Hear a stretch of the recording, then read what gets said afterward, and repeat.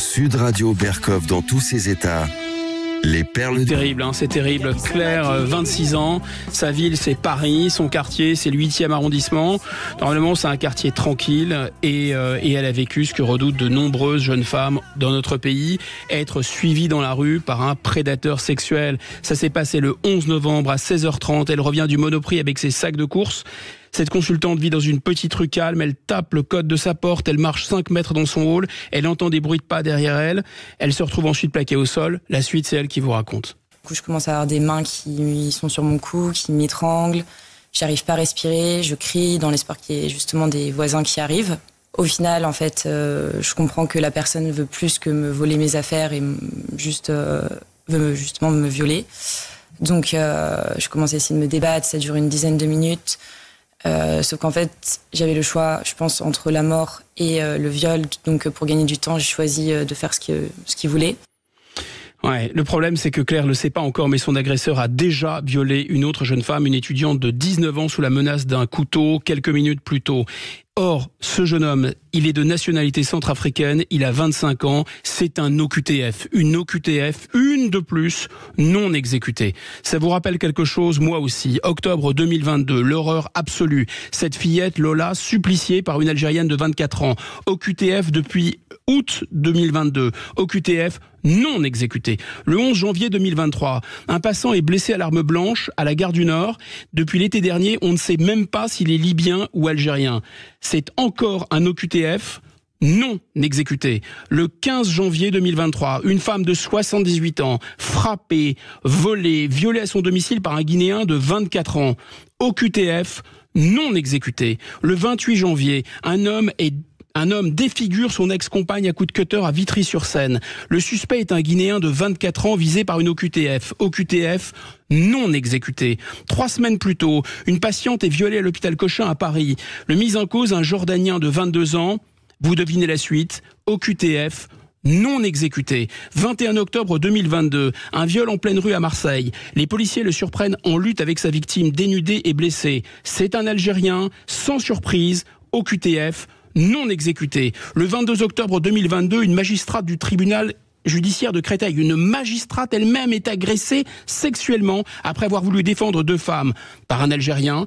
OQTF non exécuté. Dans OQTF, il y a obligation. Je rappelle que la différence entre la loi et d'autres règles, comme la politesse par exemple. La politesse, vous pouvez être poli ou pas poli, il n'y a pas de sanction. La loi est sanctionnée. Une obligation doit s'appliquer. Le fondement d'un État, c'est la violence légitime.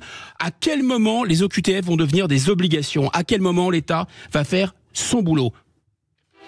Sud Radio Berkov dans tous ses états. Ce sont les huées du jour. Je me rappelle du suicide du petit Lucas, le 7 janvier. Il avait 13 ans. Il s'est donné la mort après avoir été harcelé sur TikTok. C'est malheureusement, je sais pas, une histoire banale, parce qu'heureusement, quand le harcèlement arrive jusqu'au suicide, ça reste exceptionnel. Mais enfin, c'est absolument terrifiant. C'est plus que poignant.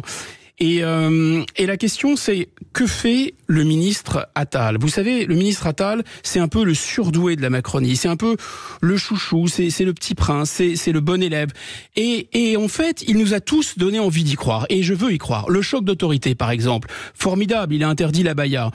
Il a promis de sanctionner des élèves qui ont perturbé la minute de silence en hommage à Samuel Paty et à Dominique Bernard. Et il l'a fait. Formidable. Il promet d'expérimenter l'uniforme.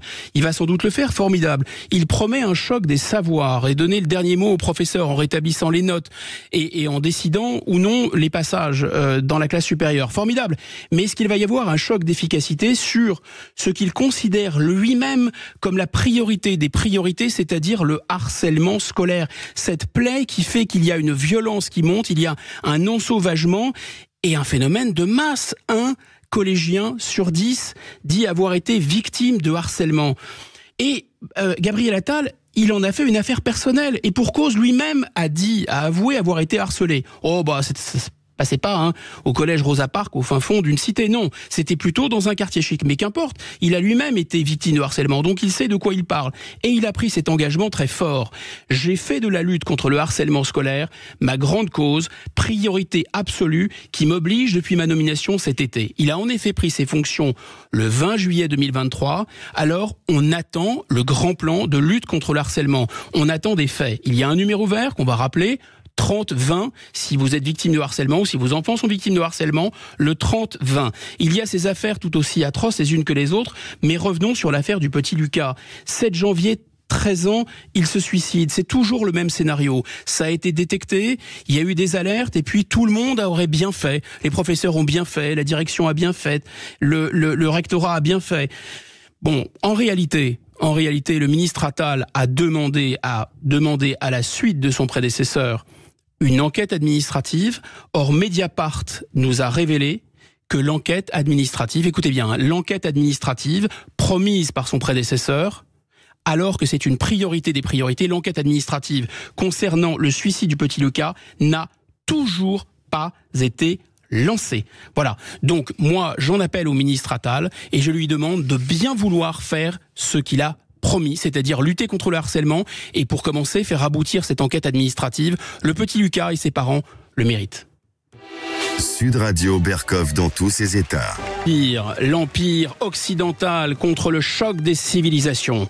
Je voulais aujourd'hui tirer un coup de chapeau à Jean-Loup Bonamy, ce jeune philosophe et spécialiste de géopolitique. Il a donné un entretien, à mon avis, absolument remarquable dans Marianne.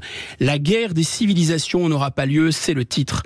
Parce que lorsqu'on parle de choc des civilisations, rappelle Jean-Loup Bonamy, eh bien, on fait précisément le jeu des islamistes. Oui, pourquoi ? Mais comment pouvoir transformer en civilisation des racailles, des terroristes ? C'est quand même trop d'honneur que les instituer en civilisation. Mieux, Jean-Loup Bonamy dit qu'on unifie finalement nos ennemis. Pourquoi le Hamas, question, représenterait davantage l'islam que la Jordanie, que l'Égypte, que le Maroc, que les Émirats arabes unis qui ont reconnu Israël? La théorie du choc des civilisations, dit Jean-Loup Bonamy, c'est une hérésie stratégique. Vous savez, c'est un livre, un best-seller qui date de 1996, ouvrage d'ailleurs assez remarquable, très éclairant du professeur Samuel Huntington. Mais pourquoi c'est une hérésie stratégique ? Parce que si on réfléchit, si on va dans le sens du choc des civilisations que veulent d'ailleurs les islamistes, ça signifie on assimile l'islam à l'islamisme, ça signifie donc que notre ennemi, ce ne sont plus que les islamistes, ça devient le monde musulman. Ça signifie qu'on doit faire face à 1,5 milliard de musulmans, dont 6 millions sur notre sol. Mais si l'islam et l'islamisme, pourquoi les services secrets égyptiens, pays musulmans, ont averti Israël avant le drame du 7 octobre? Et si l'islam et l'islamisme, pourquoi la France coopère avec autant d'efficacité, par exemple, avec les services marocains ? Royaume du Maroc, je rappelle, dirigé par un roi qui est commandeur des croyants, donc parfaitement musulman. Pourquoi ? On voit bien que l'islam n'est pas l'islamisme. L'islamisme n'est pas l'expression d'un islam millénaire, dit Jean-Loup Bonamy. L'islamisme, c'est justement le pur produit de la modernité. C'est une réaction à la crise que traverse le monde musulman.